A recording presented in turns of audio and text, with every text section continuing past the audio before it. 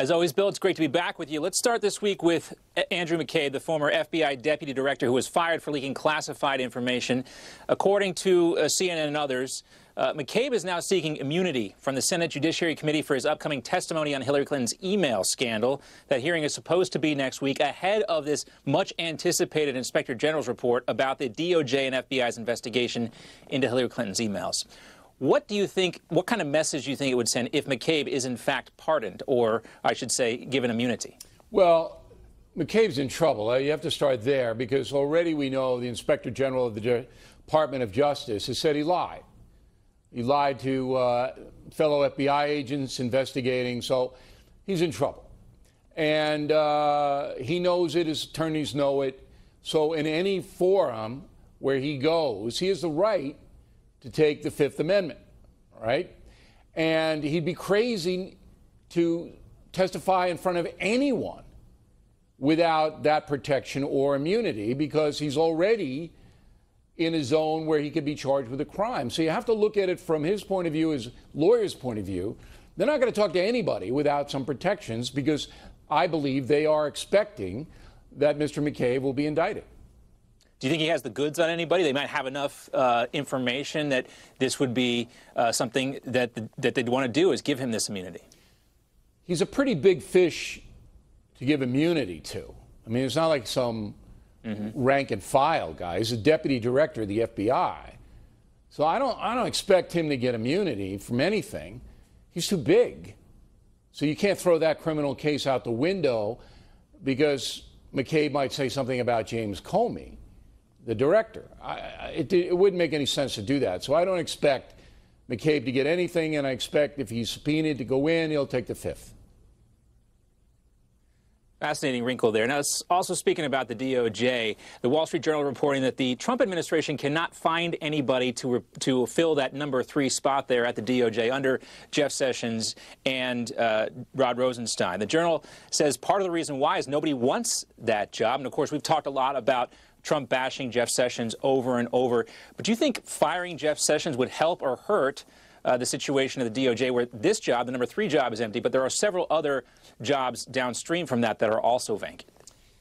Well, I don't believe that he can't find somebody to take the 3rd job at the FBI. I mean, he just promotes somebody from within. Right, John? So you want to promote somebody from within. According to the report, there are several lawyers have been offered the number 3 spot at the DOJ, and they've turned it down. I don't know if FBI agents have that prerogative. I'd have to see. Doesn't sound right to me. Now, from the outside, if you were hiring from the outside, I could understand it. I maintain that Jeff Sessions is not going to last the year out as Attorney General. He will be fired after the Inspector General's report comes out and a number of other things happen. The Mueller's report probably, because it'd be a firestorm if they remove Sessions now. So I understand that the whole FBI leadership is in a tenuous position, and it's not really a great job, but certainly you could fill it with somebody within the organization in a temporary basis. So I think this is another erroneous news report designed to make Trump look bad. All right, from the Wall Street Journal nonetheless. All right, let's talk about the White House and the Eagles yesterday, who didn't show up at the White House. Should President Trump just think about canceling this quote-unquote tradition of having these championship sports teams at the White House? I think President Trump should invite people to the White House that want to go to the White House. I mean, if it were me and I were president and I'm hearing that 10 of the team would show up, I'm not going to invite them. So I think that if the Washington Capitals, for example, win the Stanley Cup, I think that hockey team will show up at the White House, and so you invite them. But you only invite people who are respectful. If somebody's disrespectful to you, I wouldn't invite them, but I wouldn't do away with the tradition. I think the tradition is a good one. I agree. It's a good tradition. Yesterday, during the White House press briefing, there was this exchange between April Ryan and Sarah Huckabee Sanders. Let's take a listen. Is the president aware that taking the knee is about police-involved shootings? The president has made his position crystal clear, and that it's about. I let you rudely interrupt me and your colleague, I'm going to ask that you allow me to finish my answer. I would be happy to answer it if you would stop talking long enough to let me do that. If you go back to what the original intent was, this has been made a political argument of which the president is not going to back down from, and he's been clear on it. Stephen, last question. April, I've addressed your question. I'm not going to continue to engage with you. Do you think April Ryan was grandstanding there?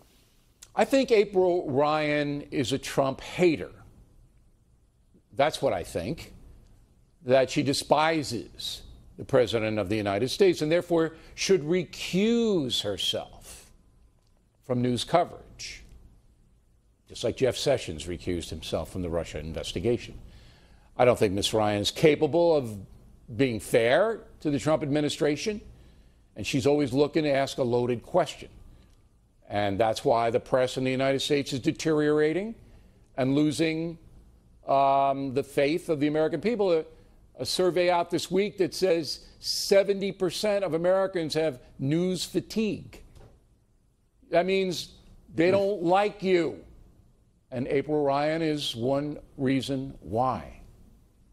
Do you see any parallels here between April Ryan and, say, Helen Thomas, who is also very combative, or is April Ryan taking this to a whole new level? That's an interesting question. I don't know Helen Thomas very well. Committed liberal woman. You can't ban journalists because they're liberal or conservative. You can't do that. I think she was rather benign. I think April Ryan is an activist. Comes across that way anyway. I think she's an activist, a political activist that has a job in journalism. That's not a good thing. So that would be my assessment. All right, Bill, I know you're going to take a deeper dive into this controversy with the White House and these sports teams tonight. The NBA, they, of course, have already said, some of the biggest stars, that they're not going to go. So we'll look forward to seeing that on the podcast. And as always, we look forward to talking to you next week, Bill. Thanks for having me in, John.